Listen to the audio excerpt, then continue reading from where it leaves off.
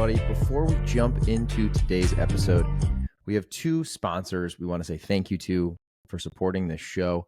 The first one is Routine. You guys have heard me talk about Routine, honestly, back from the early days of the podcast, and it's still a product I use every single morning. They have a prompt for me here. I'm going to do a little impromptu on this ad read today because honestly, this is a product that I truly believe in. And so I'm just going to tell you guys exactly what I think and why. First and foremost, this is a stat that they shared, but when you sleep, you lose between a pound and a half of water. And most of that's just sweating while you sleep. I used to not know if that was actually true, to be honest. I felt like a pound to a pound and a half of water seemed like quite a bit while I slept. But the one thing I did constantly pay attention to when I started using Routine was just the fact that before using Routine, I always felt a little dehydrated in the morning. And I'm one of those people that when I get up really early usually. I work out. One of the first things I do is some form of fitness. It's just like what I do before everyone's awake. And so it's very easy for me to grab a coffee, pre-workout, an energy drink, something with caffeine in it, and just go.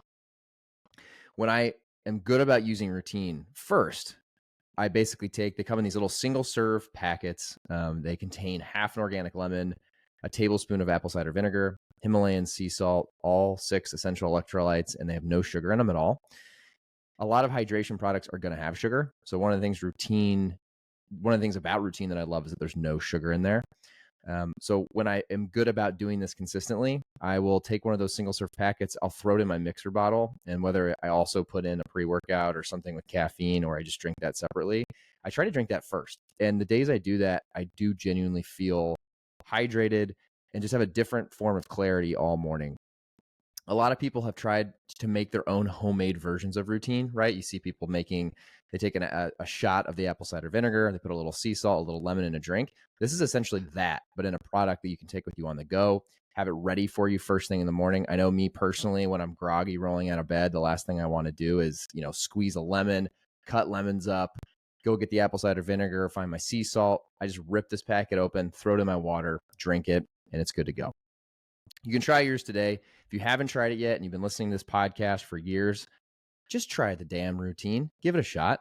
You can use code ShaneWhite30 and get 30% off your first order. So you get 30% off by using code ShaneWhite30 and go to yourroutine.com. To make it even easier, I've added the link to yourroutine.com in the show notes. So just click on the show notes for this episode, click on the link to yourroutine.com, and don't forget to use code ShaneWhite30. All right, guys, today's episode is also brought to you by NeuroRoast. Again, I'm going to go a little off script here. NeuroRoast is a product that I also came across during this year of 2023.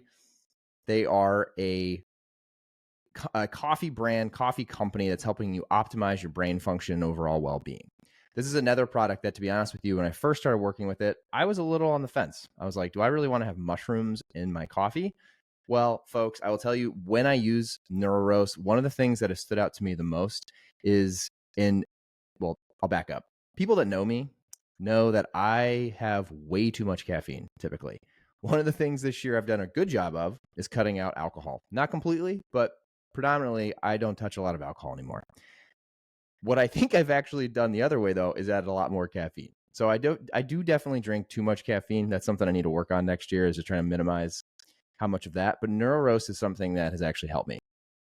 Because of the way they've formulated their coffee, like unlike regular coffee, which is, still something I consume, but NeuroRoast specifically doesn't cause jitters or crashes. Mushroom coffee provides more balance and sustained energy, allowing you to stay focused and productive throughout the day.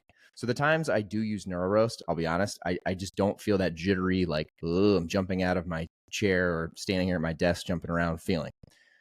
So give NeuroRoast a try. They have some really good flavors. I'll be honest too, the two guys that started NeuroRoast are just really good dudes based out of New York, and they're hustling, and hopefully they can get some people to try NeuroRoast this holiday season by listening to this podcast. So for you folks who've been on the fence, I'm telling you, it tastes delicious. They've done a fantastic job of making this coffee not only be functional, but taste fantastic.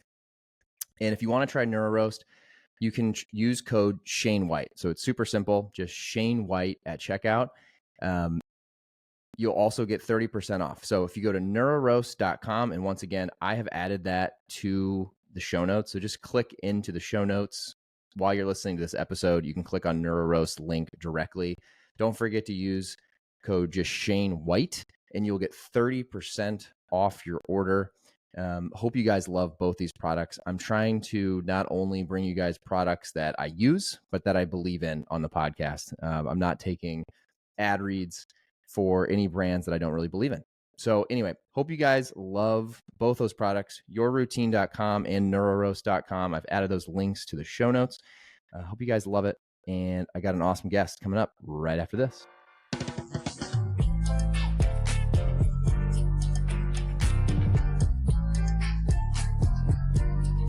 All right, everybody, back with a fun episode today.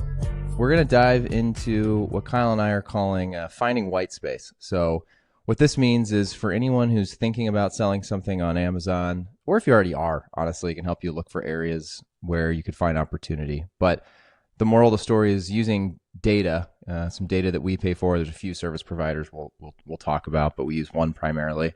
That is really useful when it comes to just kind of getting a good sense of what's available on Amazon and where we think are good places to play. This is basically if Kyle and I were to launch a product or a service, mainly a product on Amazon, how we'd go about doing it. So it should be a fun one.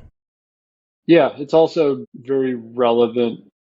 This is a question we get from clients a lot, right? Like, hey, what flavors are popping off on Amazon? What formats of specific products are popping off on Amazon?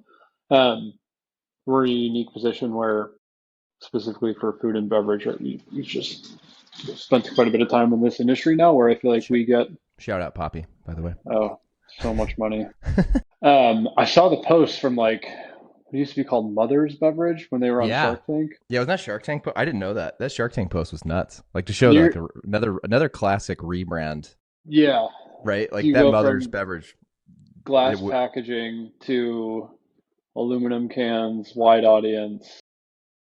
Yeah, crazy. Yeah, I mean like the bright, shiny. Yeah, total difference between the two. I didn't even know they were on Shark Tank. So that was I don't think a whole lot of people do because it was called Mothers, right? Yeah. This might be true. Yeah, that's true. But yeah, anyway, cool. The very common question that we get from clients is to do a bit of research on some white space. And you and I have a unique position where we touch a number of different categories very, very frequently. So I'd like to think that we're a little bit ahead of trends, but I don't. Probably not. They're just changing so much all the time. So it's I don't know if anyone truly knows unless you're at Amazon and that's your job maybe to track. But yeah, what would you say? Where would you say like the first place to start is? It's probably the easiest thing to go start with, and then we can ping pong around. So I think before anyone out there thinking of launching a brand, launching a product, launching a new format, or even for us, the first question we ask ourselves is not what category on Amazon is popping off. The first question we ask ourselves is, what can you economically ship online? Yeah. Right? Because like functional beverage is popping off right now, but selling a beverage and shipping a beverage is incredibly expensive, right? That's tough to pull off. Same thing with chips, right? You're shipping a lot of error. So it's not impossible. There's tons of brands who do it really, really well. It's just a lot more difficult. Specifically for you and I who are thinking like, this would obviously, if we do launch a brand, this could not be a detriment to what we're currently doing with NoBul partners. So I think the first question you asked is what can be economically shipped, and then kind of doing a bit of research on Amazon. I mean, the tool that we use, Jungle Scout, is great. They're a massive company. The subscription to get their data, it's not crazy. If you are running an Amazon business for your brand or for an agency, there's tons of worthwhile tools to have, apart from what we typically use when we're talking about white space, which is just they essentially pull the sales rank of items on Amazon and then kind of give a rough estimate of what that specific ASIN is selling on month. And then you can see trends over time, right? So there was a category, I don't want to say it because who knows what we do, but there's a category that I sent you today where I just pulled, the top 4 or 5 organically ranked items for that category. And you could see in that chart, you know, their sales rank 10 months ago was nothing, and it's exploded over the last 10 months. So that's really what you're looking for. And I think to maybe, so someone who tangibly is trying to do this, looking for brands that are finding growth is it's a great place to start. The one caveat we always will add, if you use any tools, Kyle said we use Jungle Scout. There's something similar called Helium 10. There's a few other ones. Any of those, the one thing they don't capture is advertising. So you have no clue. Like, you can see how much the brand is potentially growing, how many units they're selling a month. You can't see how much they're spending in advertising, and ultimately that's a huge component. What is equally as important on the other side, so you can look at brands, and then you can also look at search volume.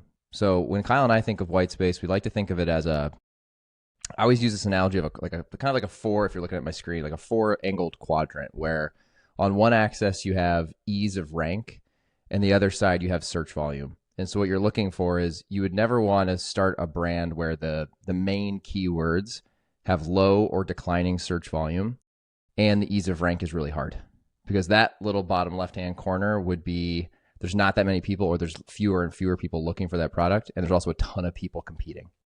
On the other end of the spectrum, the top right, there's either a lot of search volume or at least increased search volume, and then arguably the amount of competition is not as high as it could or should be or will be probably at some point. So that's what white space within Amazon can look like from a search perspective.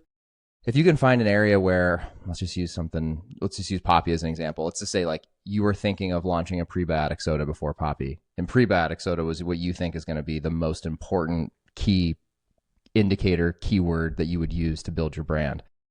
If you saw the prebiotic soda over the last 60 days, 90 days, year was up 150%, so that you have 150% more people searching for prebiotic soda, but the bid prices and the ease of rank are not growing in that same direction, that's a huge opportunity, because ultimately that's what's driving the categories on Amazon, is the consumers who are searching for them. So that's a big one. I think the hard thing is there's not a one size fits all silver bullet to that analysis either, as Kyle and I are constantly seeing. So there's a lot of risk in obviously taking on inventory and launching your own thing and putting a brand around it. But that can at least give you a good indication. The other thing that you and I don't have like tangible data to support this, but I think you and I both have inferred this, is things that are seeing that sort of trend on Amazon. If you can also go to TikTok and see what search volume is looking like for those similar things, not the exact same thing, but if you can go on there and you can pull some of that data and see what people are searching for, how many hashtags are being used. There's like different ways to do that. You can kind of get a circular view of something like prebiotic soda. It's a good example. It's an interesting point, and maybe we end on this. And I might have said this in a earlier episode that we did. You and I both, I know we both feel the same way. TikTok Shop today feels like what Amazon was, at least for food and beverage, back in like 2012, 13, 14. Where like the idea of buying food online was just kind of starting to become more normal, certainly in a click and collect environment.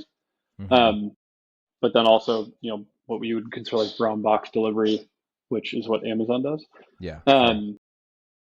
TikTok it's in that stage, right? Because if you look at the top ranked brands on TikTok Shop, there's a few exceptions, but the majority of them you don't see in a grocery store. Yeah. And there's a handful of them that you potentially don't even find on Amazon. Right? So we approach this conversation as like white space on Amazon.